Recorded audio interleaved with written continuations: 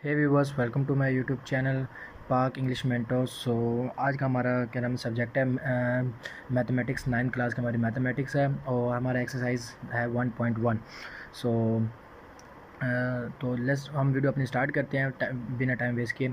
तो सबसे पहले आप यहाँ पे देख लें, यहाँ पे लिखा हुआ है find the order of the matrix, order of the following matrix.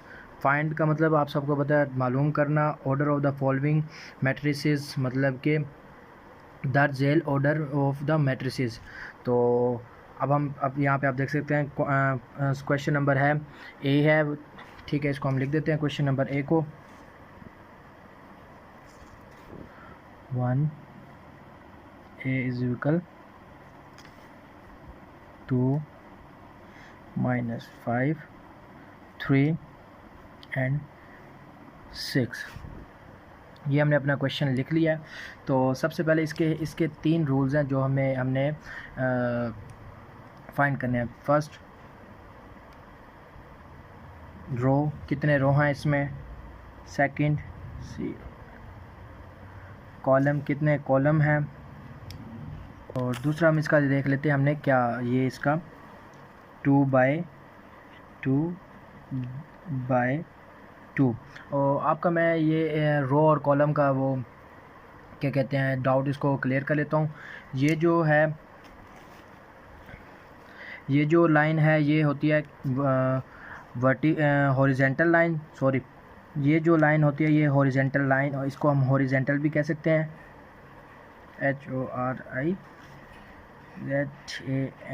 HORIZANTAL, horizontal. ये हॉरिजेंटल लाइन भी कह सकते हैं इसको, और हम इसको रो भी कह सकते हैं, ठीक है। इसको मैं और रो, ठीक है, इसको। और ये वाली जो लाइन है, ये वाली लाइन, इसको हम कॉलम भी कह सकते हैं, कॉलम।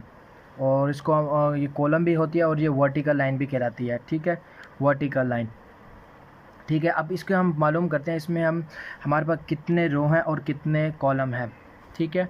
इसकी मैं आपको एक सिंपल सी डेफिनेशन लिख देता हूँ, आप वो उससे हमें मालूम हो जाएगा इसमें कितने रो हैं और कितने कॉलम। सो व्यूअर्स, मैंने इसकी डेफिनेशन लिख दी है। यहाँ पे आप देख सकते हैं matrix A has 2 rows and 2 column, so its order is 2/2। मैं आपको एक बार फिर समझा देता हूँ। ये वाली जो लाइन होती है ये हॉरिजेंटल होती है, जिसका मतलब कि ये रो वाली होती है, और ये जो इस तरह जो लाइन होती है वो होती है कॉलम। मैं फॉर एग्जांपल आपको यहाँ पे भी लिख के बता देता हूँ, मतलब कि इसकी डायग्राम बना के दिखा देता हूँ।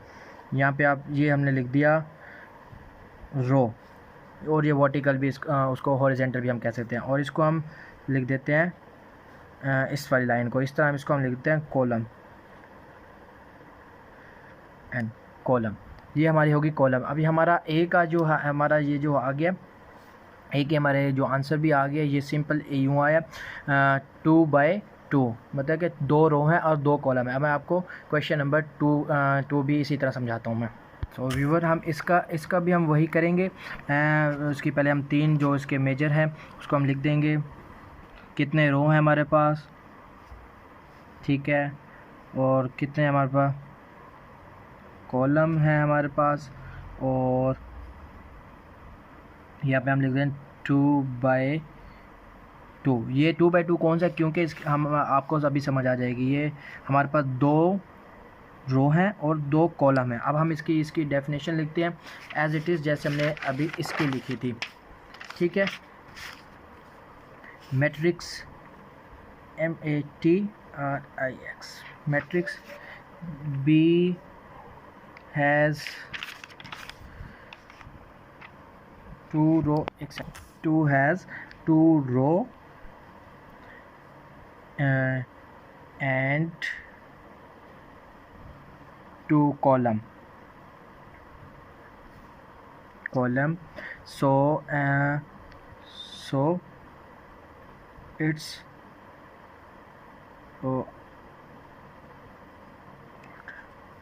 is 2/2।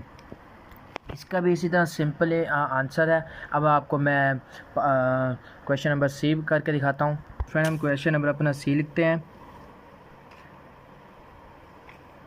सॉरी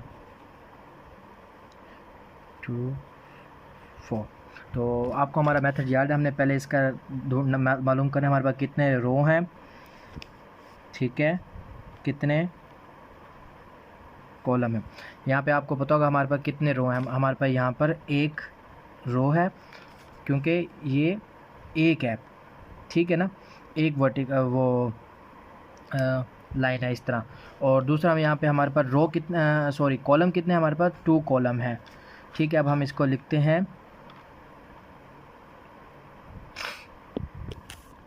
1/2, क्योंकि हम 1 इसलिए हम क्योंकि पहले क्योंकि हमेशा पहले रो लिखते हैं। अगर आप पहले कॉलम लिखेंगे तो आपका सवाल गलत हो जाएगा। और ये जो मैं लिखता हूँ ना, ये जो आपको समझाने के लिए लिख रहा हूँ, ये आपने पेपर में या किसी टेस्ट में आपने ये नहीं लिखना है, ठीक है ना। आपने सिंपली क्वेश्चन लिखना है और उसके बाद आपने वो जो उसकी डेफिनेशन है आपने सिंपली वो लिख देनी है। अब जैसे कि मैं आपको डेफिनेशन है हमारी matrix C has 1 row and 2 column, so its order is 1/2। ये आपका आंसर है सिंपली। तो मैं आपको क्वेश्चन नंबर E समझा रहा हूँ, उसके बाद मैं आपको क्वेश्चन नंबर J वाला G समझा दूँगा। तो हम पहले क्वेश्चन नंबर E की तरफ चलते हैं, ठीक है, सिंपल। हम क्वेश्चन नंबर E लिखेंगे, ठीक है। हम पहले उसकी वैल्यू लिख देते हैं A B C D E F, ये हमारी वैल्यू है। अब वही हमारा मेथड है, बस सिर्फ मैं आपको समझाने के लिए लिख रहा हूँ, ठीक है, बाकी आपने लिखना नहीं है पेपर में। अब हम लिखते हैं अपने नंबर ऑफ़ रो, कितने हमारे पास रो 1 2 3, तो हम हमारे पास नंबर ऑफ़ रो है 3। अब हम कॉलम लिखते हैं, हमारे पास कॉलम कितने हैं 1 2, तो हमारे पास 2 कॉलम है। अब हम लिखेंगे 3/2।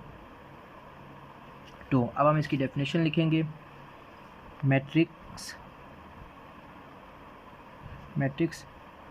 E has 3 row and हम इसकी वो लिखेंगे एंड 2 कॉलम। सो थोड़ी सी राइटिंग मेरी मतलब कि राइटिंग मेरी थोड़ी सी ख़राब है, अच्छी नहीं है, बट आई होप कि आपको समझ आ रही होगी मेरी राइटिंग। तो इट्स ऑर्डर इज़ 3/2। अब हम क्वेश्चन नंबर हम अपना करते हैं G वाला।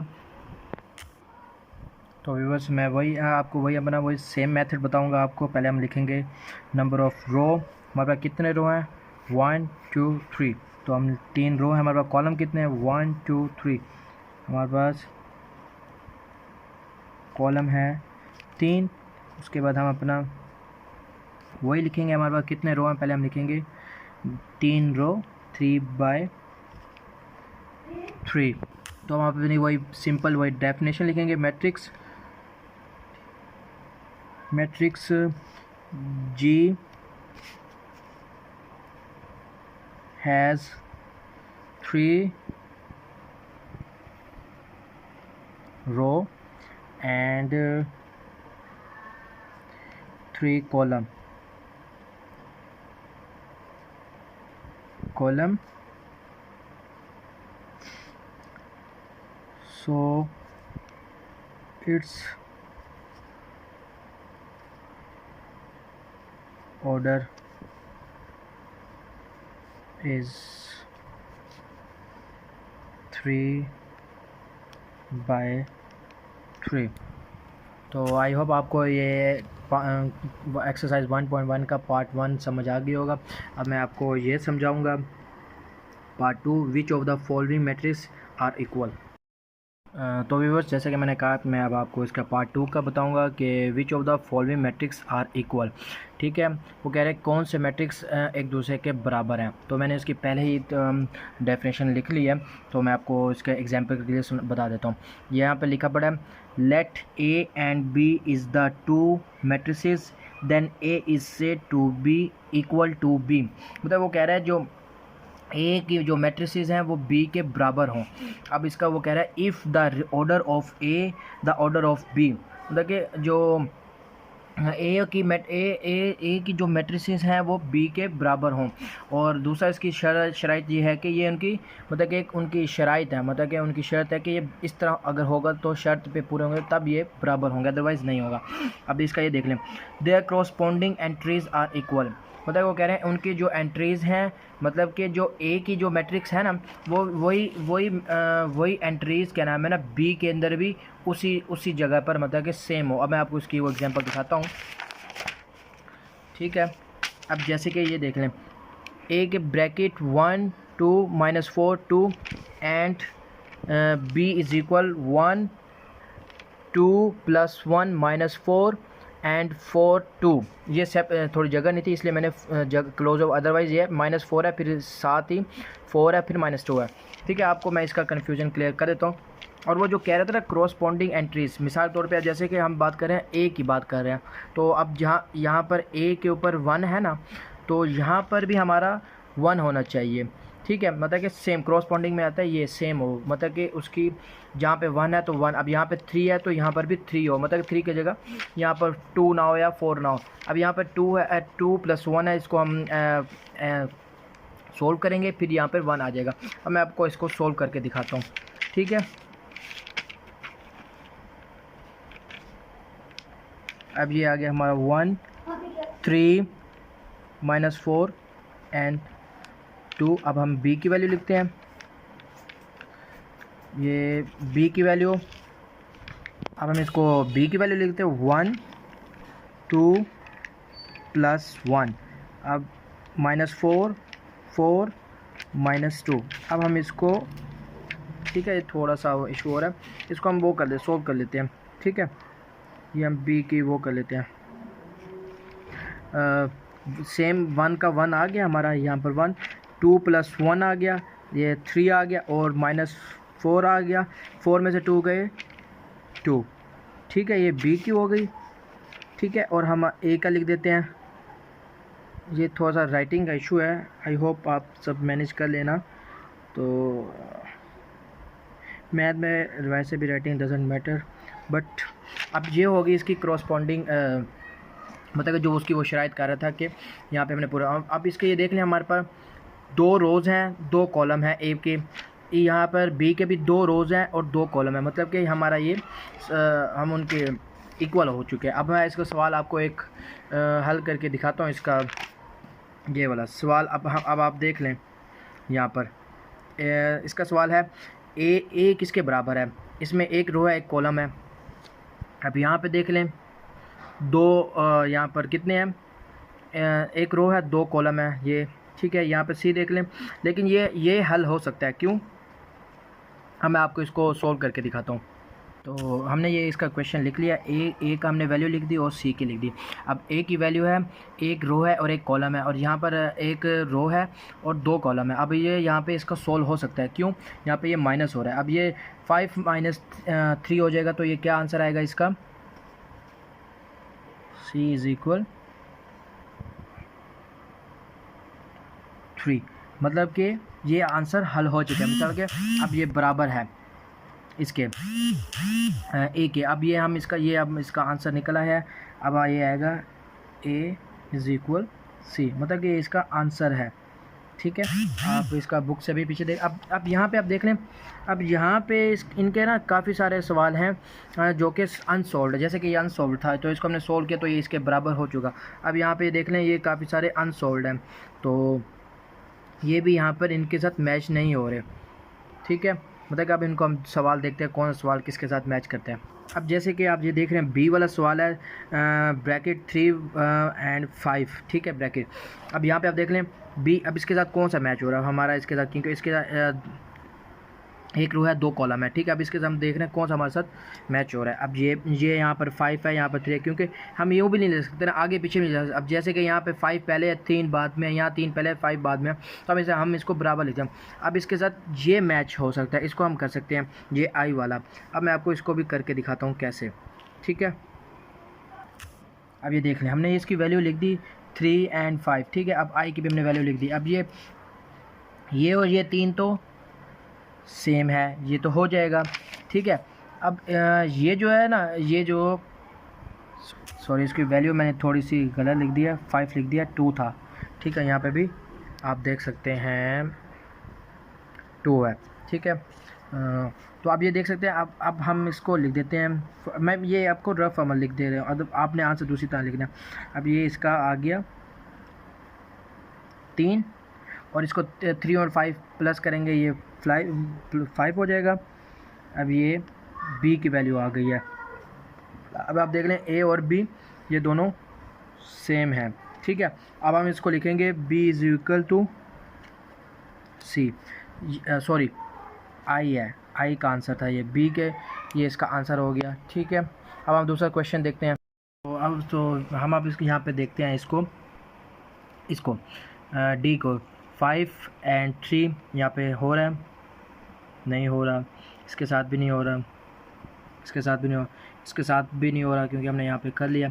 बट ये हो रहा है, ये देखें ना, ई का देखें 4062, H 4062, ठीक है।